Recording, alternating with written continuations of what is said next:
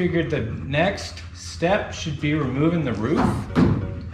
First step is going to be drilling out the spot welds. We got these spot weld drill bits.